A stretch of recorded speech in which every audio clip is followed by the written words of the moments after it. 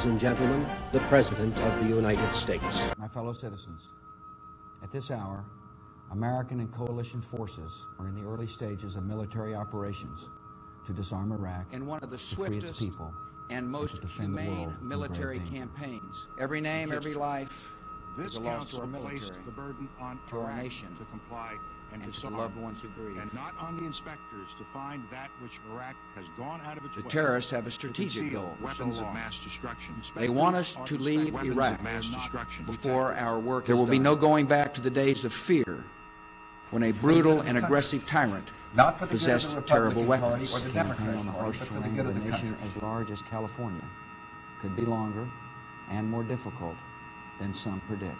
Our nation enters this conflict to achieve a united, stable, and free country will require our sustained which we expect will cost $66 billion over the next year. Evil genius. September the 11th, Iraqis 2001. deliberately designed their chemical weapons programs to be inspected. The cold murder Its of children, infrastructure with a built-in the ally. searches in the rubble. We have been compelled to create a permanent armaments industry of vast proportions. In this battle, we have fought for the cause of liberty We must not fail in our duty. and for the peace of the world.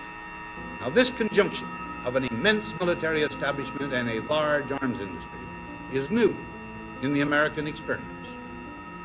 The total influence, economic, political, even spiritual, is felt in every city, every state house, every office of the federal government.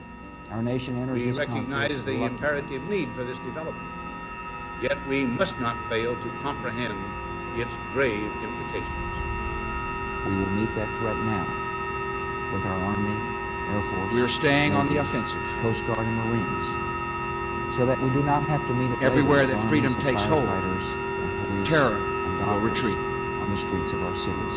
Weapons of mass destruction. Marines and soldiers charged to Baghdad across 350 miles of hostile ground. Of the 55 In one of the most wanted swiftest former advances Iraqi of heavy leaders, arms in history. 42 Remember are dead or in that in custody. 1991, the inspectors searched Iraq's primary nuclear September weapons the facilities 11th, for the first 2001. time, and they found nothing. September the 11th, men and women in every culture reject the ideologies There are of now terror. some 60,000 Iraqi citizens under arms, defending the security of their own country. I will soon submit to And we are Congress a accelerating request the training for $87 billion. We have learned that They terrorist have ambushed attacks American and British are not service caused members by the use The of terrorists terrorist and freedom. Saddam loyalists They are invited have done by great the harm. perception of weakness. They have This will killed not be a civilian aid campaign of workers of half the measures. We will United support our Nations. troops. We will accept no We outcome represent the compassion but victory. There is and more at work in generosity these of the attacks world. than blind rage. In the councils of government, we must guard against the acquisition of unwarranted influence, whether sought or unsought,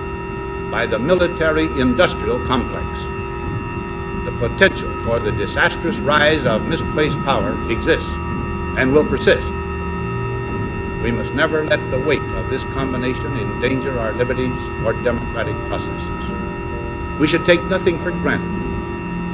Only an alert and knowledgeable citizen can compel the proper meshing of the huge industrial and military machinery of defense with our peaceful methods and goals.